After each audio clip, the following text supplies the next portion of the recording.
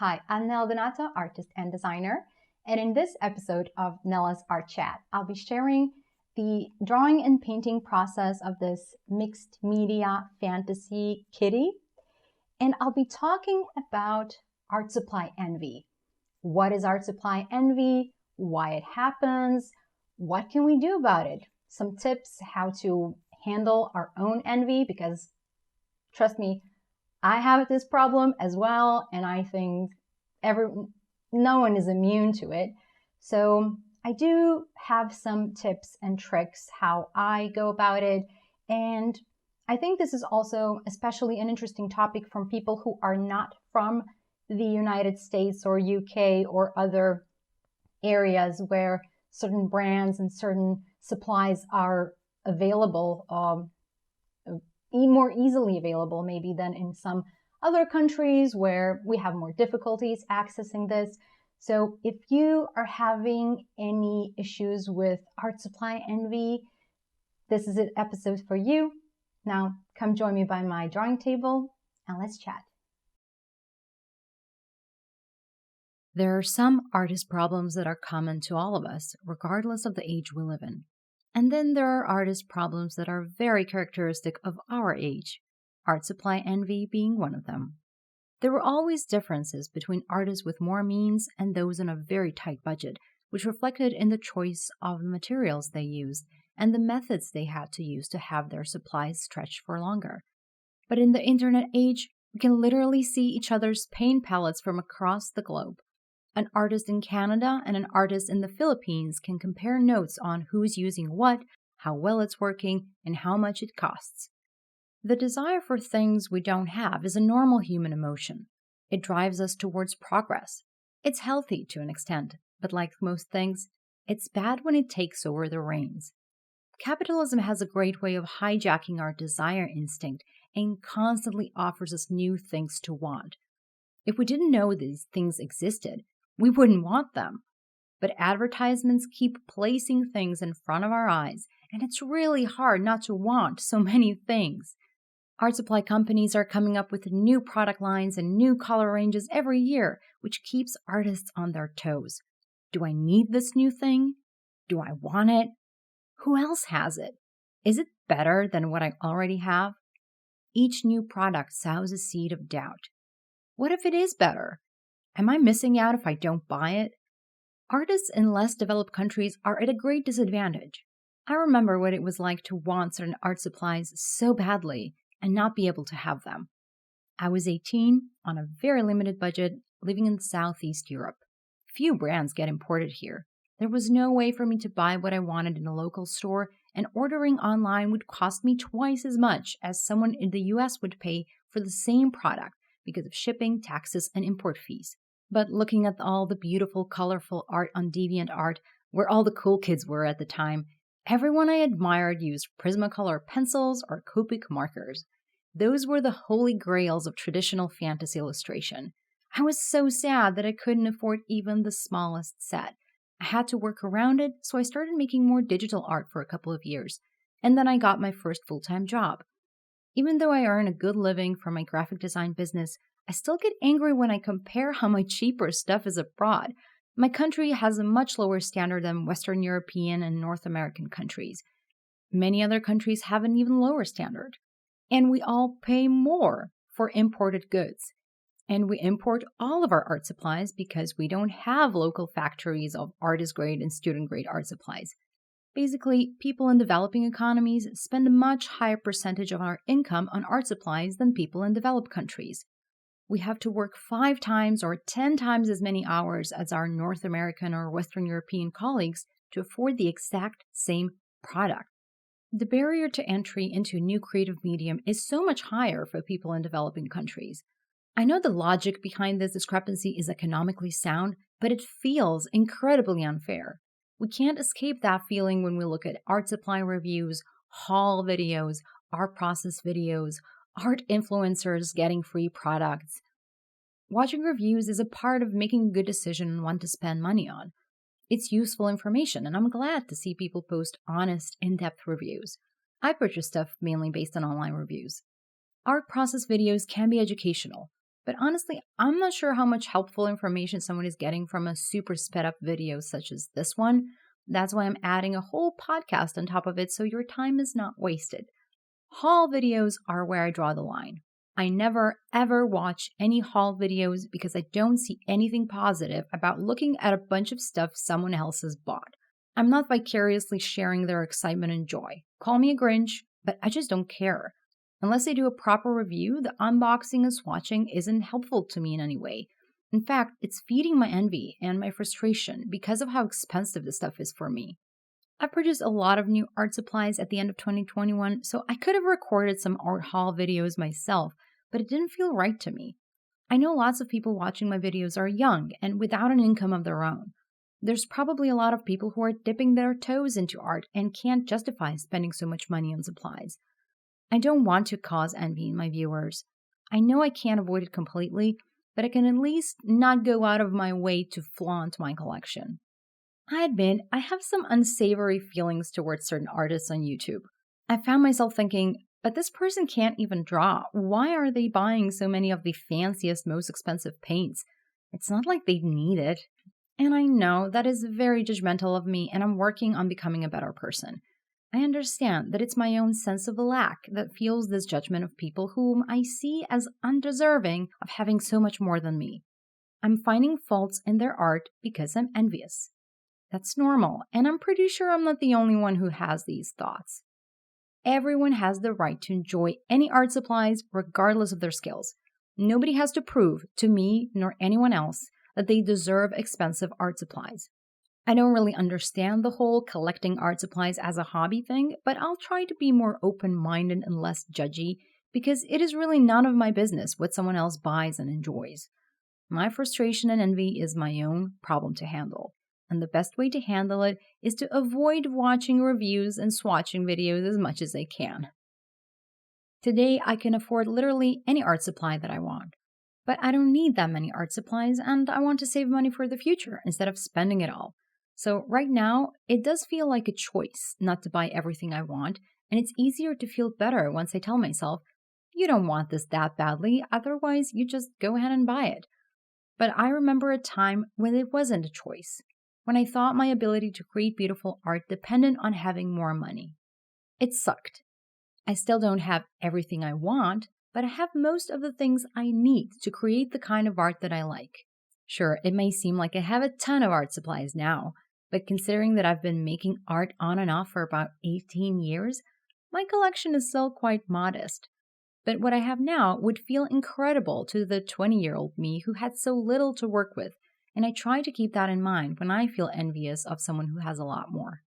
I remind myself that I don't have to save good art supplies because I can afford a new tube of paint or a new block of paper every now and then. That feels abundant, and I'm grateful that my design career is paying for all of this. I remind myself that I made some of the artwork that I'm the most proud of with a small number of relatively cheap art supplies. It didn't stop me from creating, and I wasn't any less enthusiastic about making art because of it. In fact, that was one of the most prolific phases in my artistic journey. Sure, I would have loved to have more art supplies then, but I learned a lot about doing better with less. Making the most out of the modest resources we have is a key art skill. Artists have been working in scarce conditions since the dawn of time, and they got by through ingenuity. Collecting items from nature to make art with, reusing and repurposing donated objects or garbage, destroying an old artwork to create a new one from the same materials, collaborating with benefactors and the wider community who provide the supplies so they can enjoy the finished art in a public space. I used to run creative workshops for kids and youths with some local organizations. I very rarely got paid, but I was able to expense materials to the organization and keep some of the leftovers. That wasn't my intention, but it just occurred to me as an unconventional way of getting free art supplies. For an artist on a limited budget, the most important priority is to spend our money wisely so that we can actually use the art supplies we buy. Here's a few ways that I recommend. 1.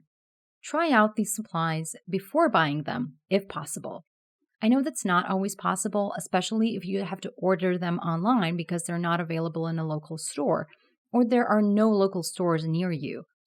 One of my favorite things to do when I travel abroad is to find an art store and go try out different pencils, pastels, and markers that are sold individually. They're not packaged in boxes, so you can actually test them for a bit before you buy. I test them in my own sketchbook, not on the crappy test sheets, so I get a more realistic idea of how I'd work with it. If I like something, I buy just a few colors at first, usually black, white, red, maybe gray or dark blue, and try to learn how to work with the medium before I buy more colors. That way, if I don't like it, I haven't wasted a lot of money. If traveling or local art stores are not an option, try to find a local artist who has the art supply you'd like to test. Find a Facebook group or a forum where local artists convene and ask if anyone's willing to meet for a coffee and sketch and let you test this thing you're thinking about buying. This may sound awkward, but I've lent my own art supplies to other people. I even lent my Wacom tablet to someone for a day. I borrowed a friend's camera or a lens on multiple occasions. The more expensive the thing is, the more trust is required. But if we're talking about something like pens or pencils, and especially if you're not taking them home, it's a small favor to ask. 2. Buy the colors you need, not the biggest sets. I never understood the appeal of 120-piece sets because I struggle to imagine what I would do with that many colors. The biggest set I have is 40 polychromos colored pencils, and 10 of those I bought open stock by piece. I bought all of my Neocolor II pastels individually over several years, as well as most of my soft pastels and pastel pencils. I also buy watercolors individually, though my first 2 sets had 12 and 24 colors. For wet mediums, those that mix well, a good varied range of 12 pure pigments can produce hundreds of different color mixes. Those sets usually lack a good purple or magenta color, so I always buy them too. I use a lot of violet in my art, and mixes of red and blue are never as saturated as actual violet pigments. If you use a lot of one specific color, it's great to have that color in a tube. For dry mediums, which are more difficult to mix, a set of 24 gives you a good overall range, and you can buy 10 to 15 additional colors you use the most in your work. I always buy extra brown and beige tones for portraits. The price per individual tube, pencil, marker, or pastel may be higher than if you bought a huge set, but in total, you've spent far less, so you can use the money you saved to buy some good paper. Big sets look fancy on the shelf, but they're unnecessary. You will never use up all of those colors. I personally feel like that's a waste of money. 3. Try out more accessible alternatives. I mentioned that many years ago I was impressed by illustrations you made using markers, which I couldn't get my hands on. Instead, I bought a set of watercolors and started learning how to use them. It was difficult at first, but with practice I learned to love the quirks of watercolor, and some of the effects that I can create with watercolor are impossible to recreate with markers. I wouldn't use markers now even if someone gave them to me for free. They've lost all appeal because watercolors are more versatile, light-fast, eco-friendly, and a much better value for money. I'm glad that I went down the path of watercolor instead of markers. Think about the art supply you'd like to use and whether there's something else that will give you a similar look. Usually, we're influenced by our favorite artists and we think that in order to recreate a similar look, we have to use the same technique. We don't. Stop focusing only on the few artists you're following right now and explore what else is possible with art. You may find another technique that looks interesting and is more affordable to you. There's an artist who creates impressive realistic portraits using kids' crayons. Many artists, including myself, draw and paint on recycled paper like shopping bags, folders, cardboard packaging, etc. Crafting and creative journaling doesn't require fancy brands. Most student brands will work great for this purpose. I often use cheaper supplies in art journals and more expensive ones in drawings and paintings that are important to me. That way I can just crank out doodles, sketches, and studies without worrying that I'll run out of the good stuff. Envy won't go away if you acquire more possessions.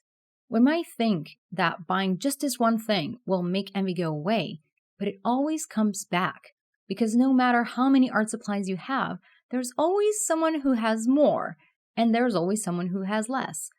Envy shows up when we focus on what we lack. It's so easy to focus on what we lack because advertisements and reviews keep bringing those things to our attention. If we didn't see any of those things, we wouldn't know about them, so there would be no reason to envy anyone. The only way I know how to stop envy is to keep my eyes on my own desk, focus on the art supplies I have. That's it. That's the trick. Changing yourself to be a less envious person is a very long process, and we can never get rid of it completely. We can slowly decrease it, step by step. Envy shows up across our life. I can stop crafting jewelry and as a result stop being envious of jewelry-specific craft supplies. But then I can start mountain biking and become envious of people's cycling gear. There are envy traps everywhere. If you're feeling envious, pay close attention when this feeling is the strongest. For me, it's when I watch YouTube. For someone else, it may be Instagram. Consider cutting back on the amount of time you spend doing things that make you feel envious. Instead, spend more quality time with the art supplies you own, and you may fall in love with them again. In a just world, we would all have access to the resources we need in order to achieve the best results with our skill and talents. Sadly, the world we live in is far from being just. Additionally, consumerism has a huge impact on our planet. Whether natural or synthetic, our art supplies can leave a negative footprint on the people and the environment. Mineral mining can be devastating for local ecosystems and for the workers. Animal-derived materials cause unnecessary animal suffering. Yes, cute furry animals actually die in the production of natural sable and squirrel brushes. Worker exploitation, even child labor, and forced labor, also known as slavery, is rampant in countries with loose labor laws or where labor laws are not enforced. Pay attention to where your favorite brands are being made. For example, Arteza is made in China. Synthetic pigments, binders, and solvents pollute the environment. Acrylic polymers are the actual microplastics we hear so much about. A large part of plastic or metal packaging can't be recycled because it's contaminated by paint or ink, like paint tubes, single-use pens, etc. Ever since I became aware of the horrible consequences of consumerism, I started having an ambivalent reaction to buying new art supplies. They will make me happy at the moment, but at what expense? I can't avoid feeling remorseful about my own consumerist habits, and that's a positive thing. Remorse teaches us to be better, less selfish people. I think about the consequences of my actions more carefully now. We may not be able to eliminate the entire industry of unsustainable and unjust art supplies production by changing our own individual habits, but that's not an excuse to ignore the impact we are making. Maybe next time you start aching for a new art supply, ask yourself, is the harm this will cause to other fellow beings on this planet worth it to me? Maybe it is, only you can answer that question. But it helps us interrupt the pattern of consumerism that we're so used to, we don't even question it. I know it may not feel like having fewer art supplies is better in any way, but there are some advantages. Too many art supplies may feel overwhelming when you need to choose what to work with. Using fewer signature colors instead of the whole rainbow gamut can help you develop a recognizable art style. A limited color palette is the hallmark of my art style. Your supplies take up less space, so it's easier to find things and keep your workspace tidy. This is especially important if you live in a small apartment. It's easier to pack a sketching kit for a trip with your favorites. For more info on what I pack in my sketching kits, check out the video made about it. You can truly get to know each art supply you own and learn how to use its unique properties. Switching between different mediums or different brands all the time can slow this process down. Let's accept that feeling envious is natural and that we don't have to act on it. Usually, when we experience unpleasant feelings, we'll feel compelled to do something about them so they would go away.